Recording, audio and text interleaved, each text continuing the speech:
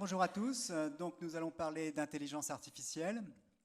Mais comment parler d'intelligence artificielle sans parler de mathématiques? Il se trouve que le scope de l'intelligence artificielle est suffisamment large pour cela. Et donc, je passerai en revue les 5 assertions que Annick a déjà citées, donc je vais gagner du temps. L'intelligence artificielle a connu un renouveau au début du XXIe siècle et un essor dans les années 2010 avec les développements en deep learning. Mais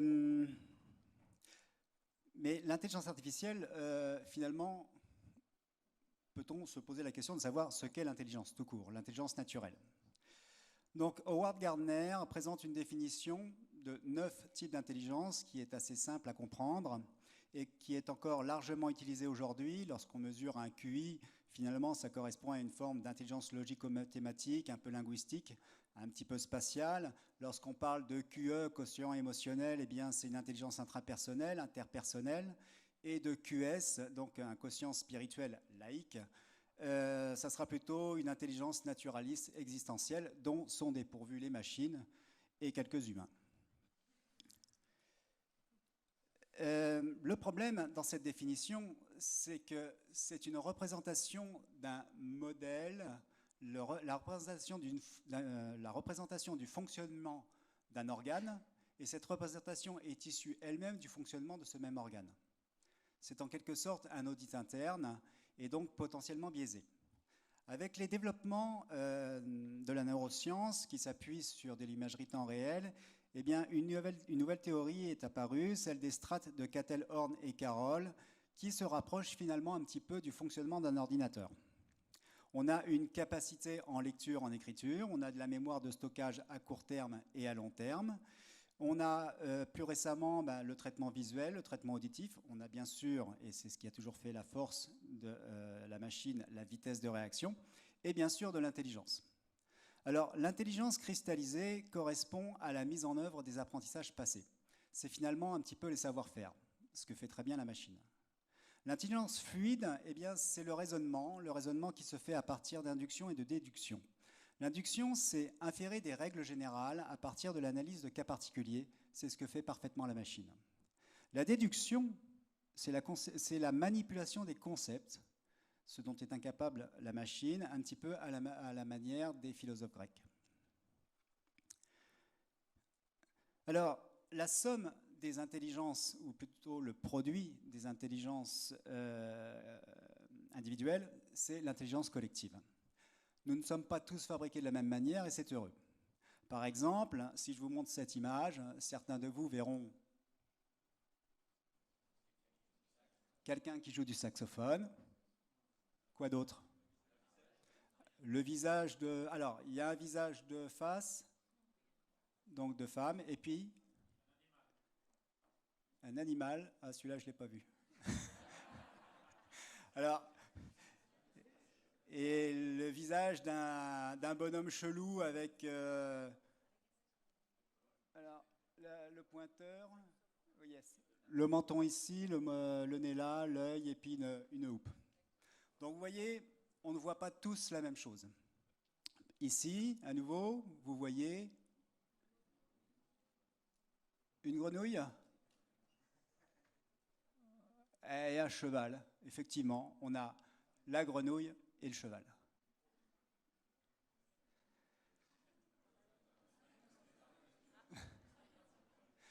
Et là, je vais vous demander les couleurs que vous voyez. Du vert, quoi d'autre?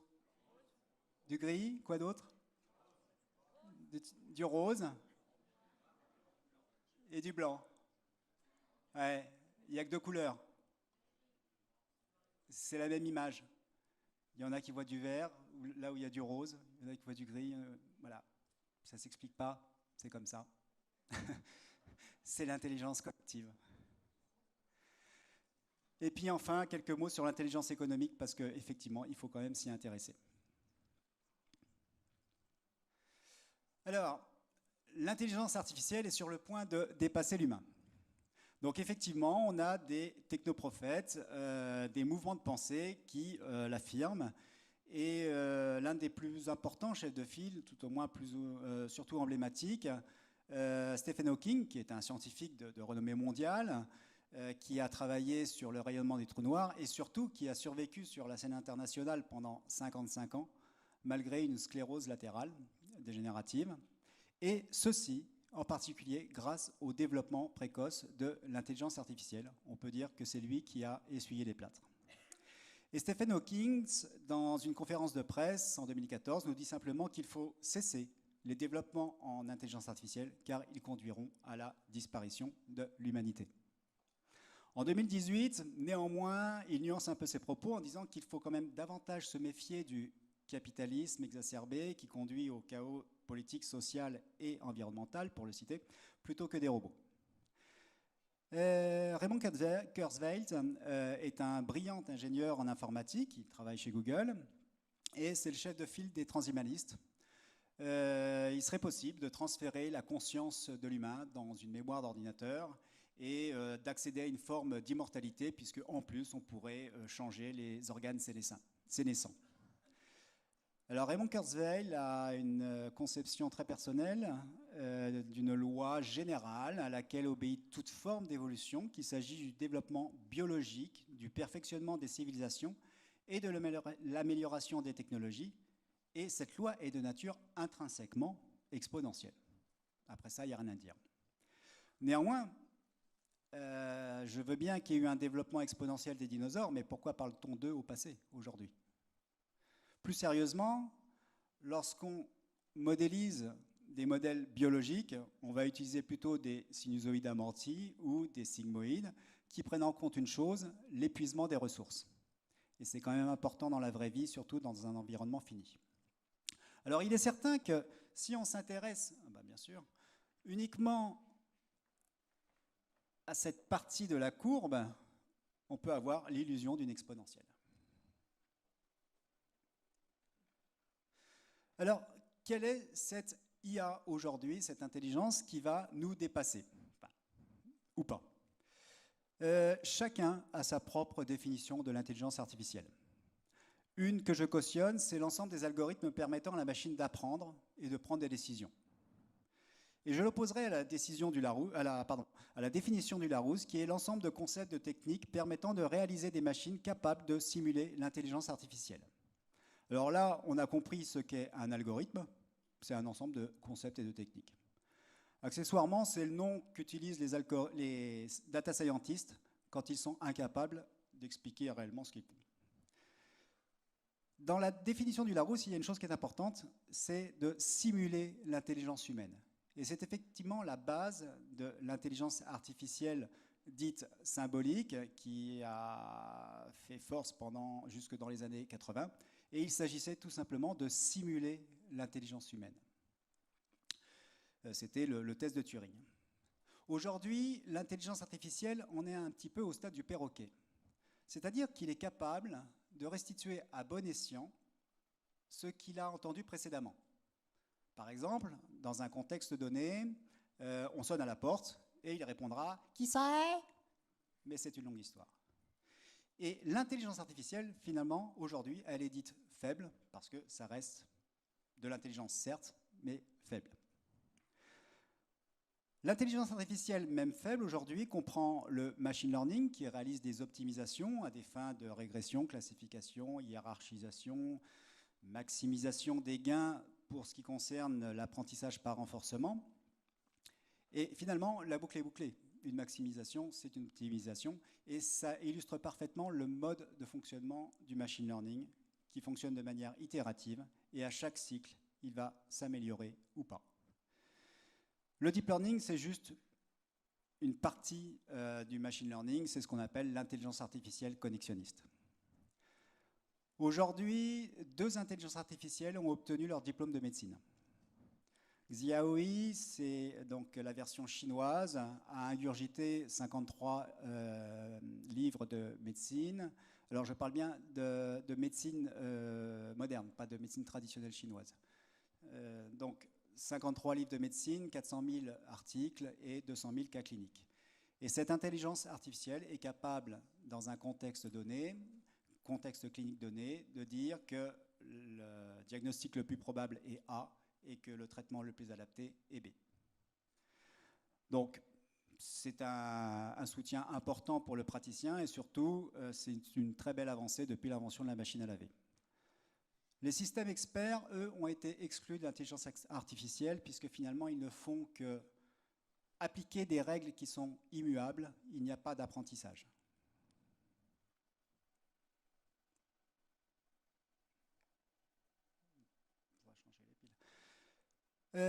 Donc, que fait? On va s'intéresser particulièrement au deep learning. Le deep learning fait principalement, alors on va simplifier, des classifications des régressions. Donc, premièrement, quelle différence entre une régression et une classification? Alors, je sais, j'avais dit pas de maths, mais vous allez voir, c'est pas dur et puis c'est important pour la suite.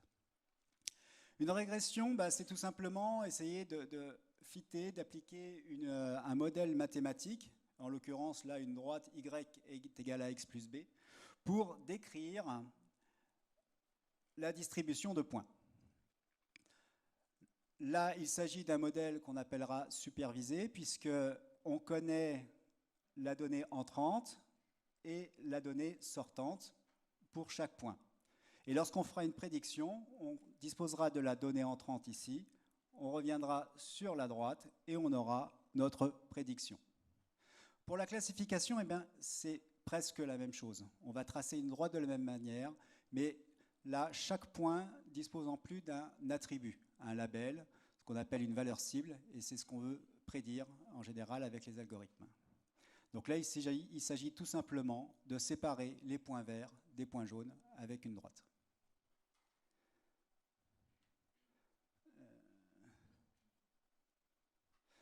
Donc prenons un nuage de points auquel bien, on va donner des attributs. Par exemple, on aurait bien, en abscisse, je ne sais pas, le taux de créatinine, en ordonnée l'âge du capitaine ou plutôt l'âge du chat, ça sera plus simple. Et puis en bleu, on va avoir les chats insuffisants rénaux et en rouge, les chats normaux. Et là, le but, c'est de partager les deux populations. Donc soit on peut faire ça avec une couche de neurones, pour un réseau de neurones classique. Donc une couche qu'on appelle une couche cachée, qui va être la valeur ajoutée réelle du réseau de neurones, et on obtiendra une droite. De cette manière, on a un modèle de classification qui est relativement médiocre, puisque 4 points rouges et 3 points bleus sont mal classés. Maintenant, si on rajoute une couche, la première couche va tracer une première droite, et connaissant la première droite, la seconde couche va tracer la seconde droite. Et donc, vous voyez que la classification est meilleure, puisqu'il n'y a plus qu'un point rouge qui est mal classé. Et si on ajoute une fonction sigmoïde en sortie de l'intégration C de droite, eh bien, on a une classification parfaite. Alors là, nous sommes en 2 dimensions, mais bien sûr, on peut travailler en 3, 4, 5, 6, 7, etc. etc. Et là, on s'aperçoit que en 3 dimensions, ça commence déjà à venir un petit peu confus pour notre intelligence spatiale.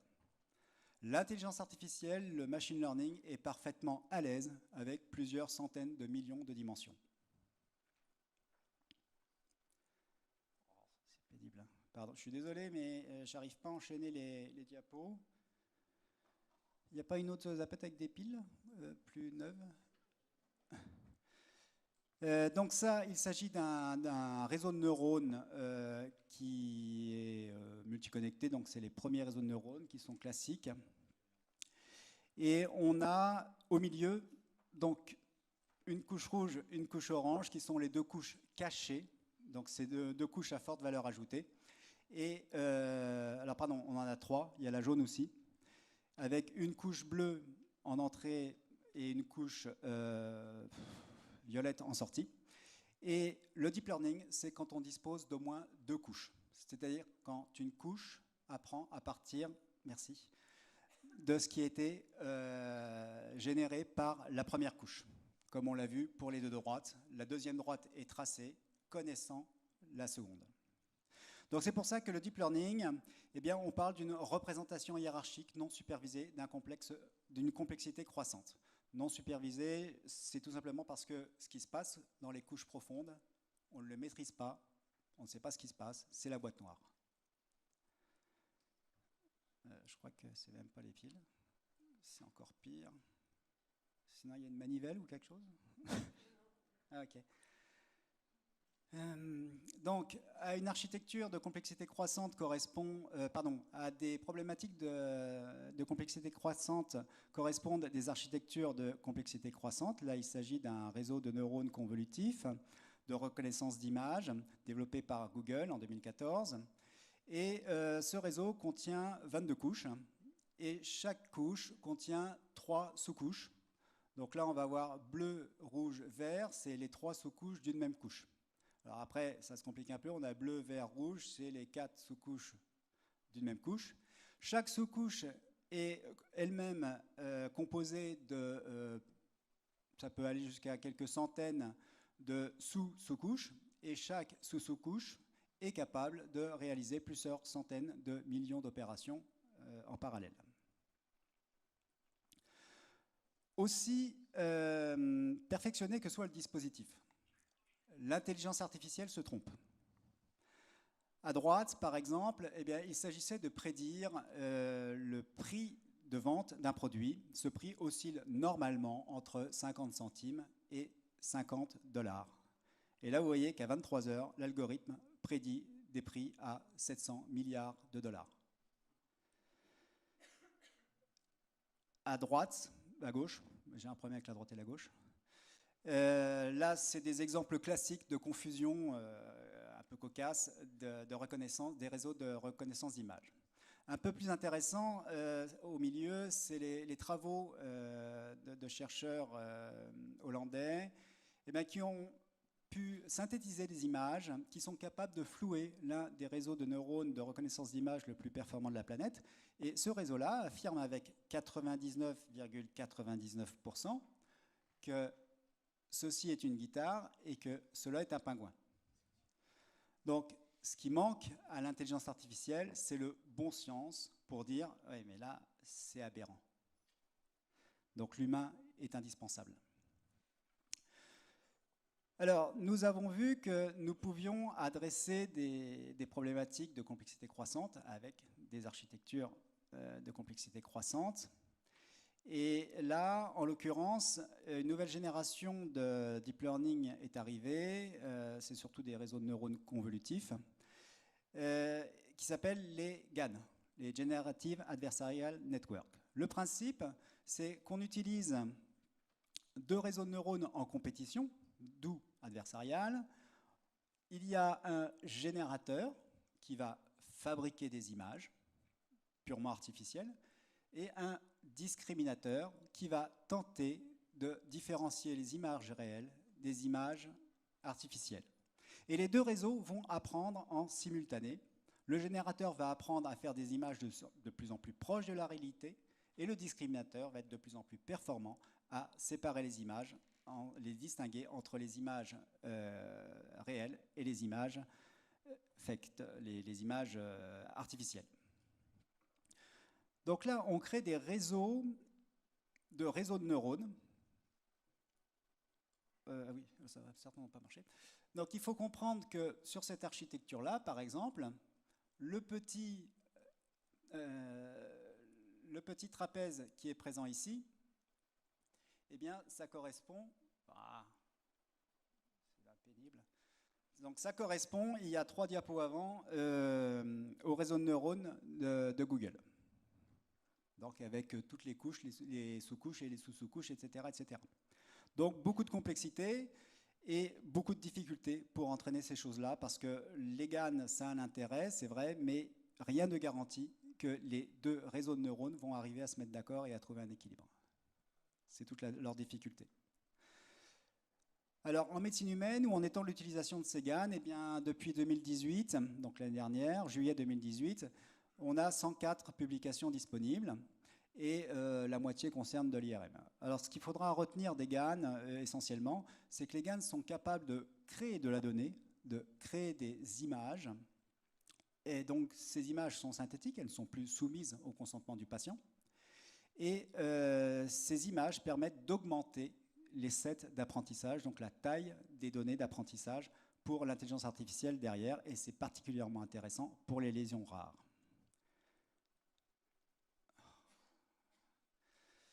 Alors, l'intelligence artificielle menace nos emplois, parce qu'effectivement, si l'intelligence artificielle en est à créer de la donnée pour apprendre, où va-t-on s'arrêter? Alors, si l'on écoute George Hinton, qui a contribué très largement au développement du deep learning, eh bien pour lui, il est assez catégorique. On devrait arrêter tout simplement de former des radiologues parce que dans 5-10 ans, ils n'auront plus de boulot.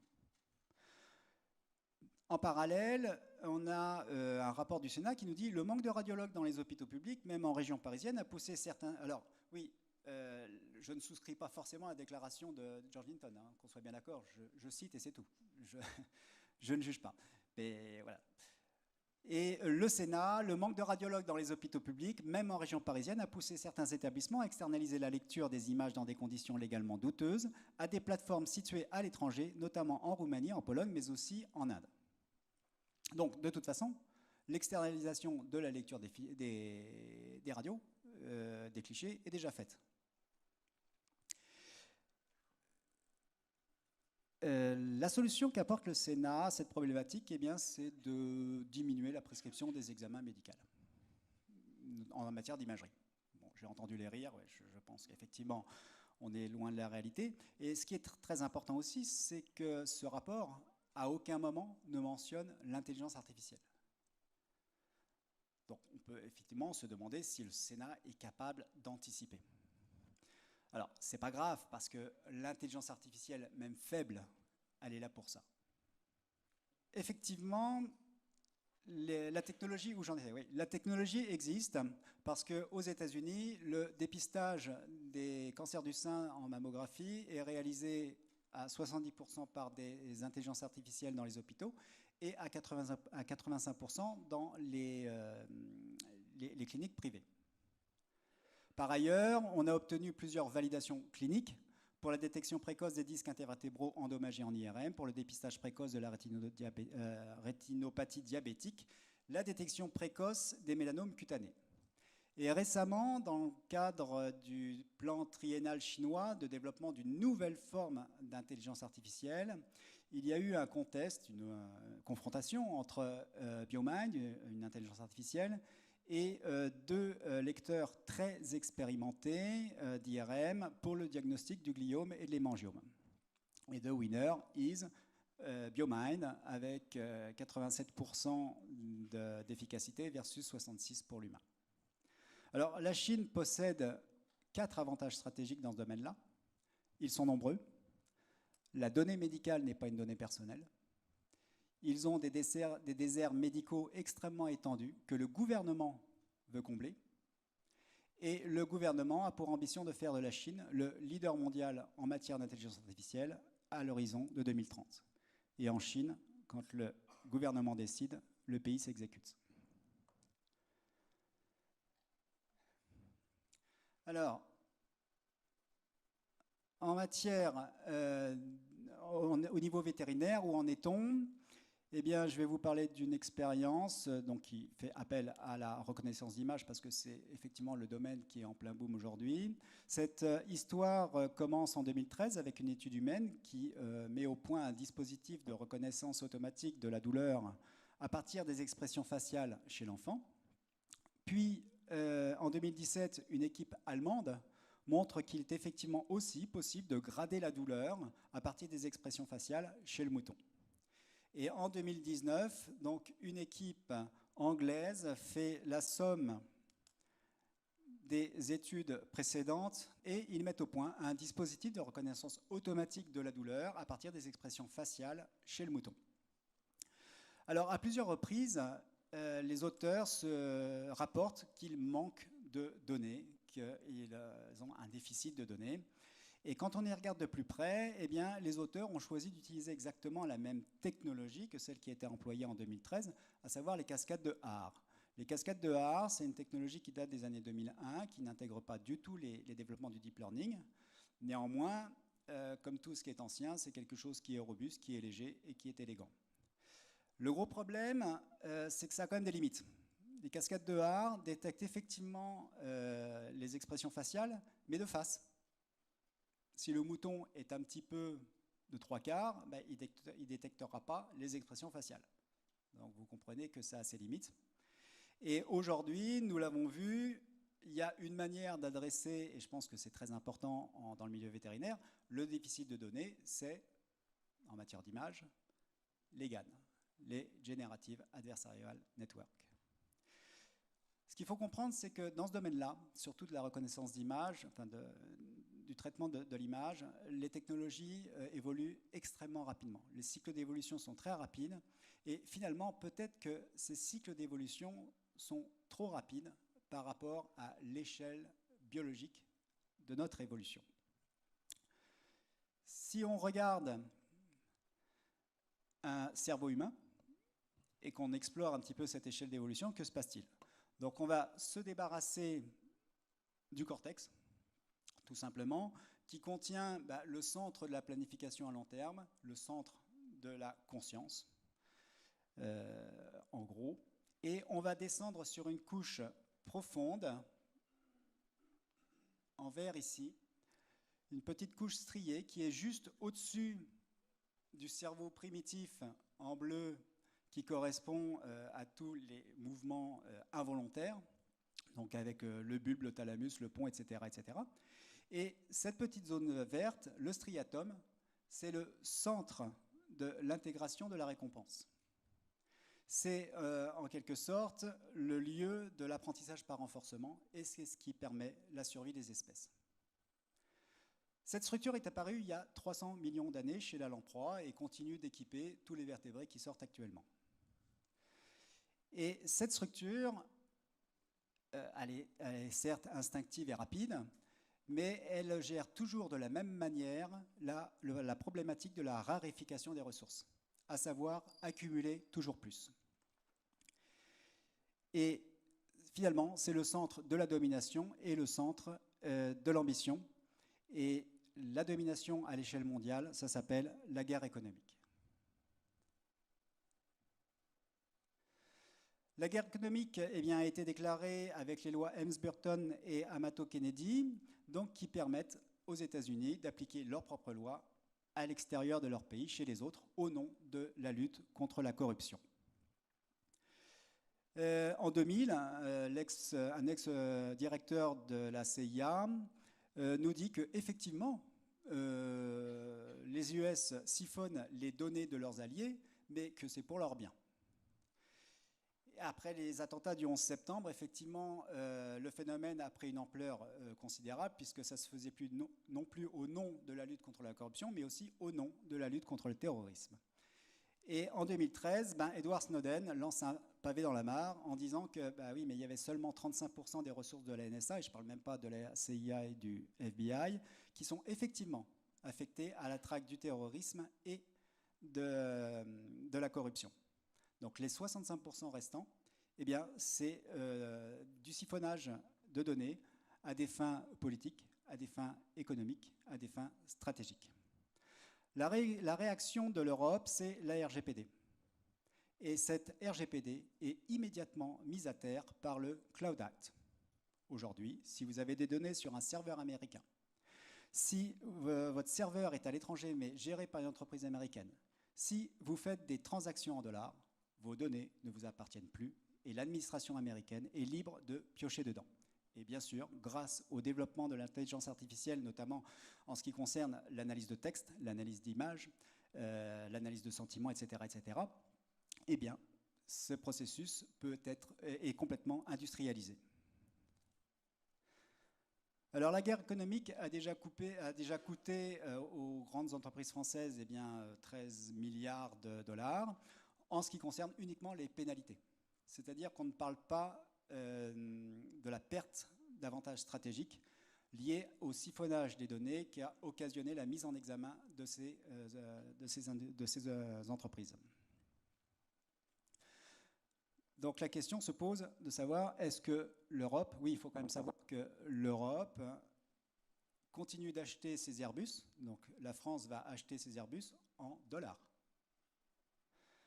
Et effectivement, on va se poser la question de savoir si l'Europe est prête. eh bien, a surfé sur la vague, sur la déferlante, sur la déferlante du développement de l'IA, ou si l'Europe va être submergée. Le problème de l'Europe, c'est que son économie repose essentiellement sur des industries traditionnelles qui sont lourdes, qui sont gérées à la manière de paquebots. Et en matière d'intelligence artificielle, il faut être très rapide. Il faut pouvoir tester des modèles, tester des business models, se tromper, échouer et rebondir. Et finalement, le canoë serait plus adapté que le paquebot. Et le canoë, eh bien, finalement, permet de voyager léger. Et heureusement, aujourd'hui, en matière d'intelligence, il est possible de voyager léger, car la plupart des méthodologies disponibles le sont en open source. Et là, si vous regardez la liste de ceux qui ont la générosité, ou plutôt l'intelligence économique de mettre à disposition ces outils, vous les connaissez. Et l'intelligence artificielle, je terminerai là-dessus, a également un coût humain. Donc ce coût humain, on peut l'anticiper en formant des jeunes aux nouveaux métiers à forte valeur ajoutée liée à l'intelligence artificielle. Et là, vous voyez qu'en France, on n'est carrément pas bon. Le coût humain de l'intelligence artificielle, c'est aussi un coût environnemental, parce qu'on connaît les ressources nécessaires pour faire fonctionner ces serveurs. Et le coût humain, eh bien, c'est le risque que l'humain, avide de résultats rapides, avide de récompenses, donc dirigé par son striatum, eh bien, délègue à la machine des tâches aussi simples que trouver son propre chemin. Aussi, je vous laisse trouver votre propre chemin et je vous propose quelques guides de randonnée pour cet été. Merci de votre attention.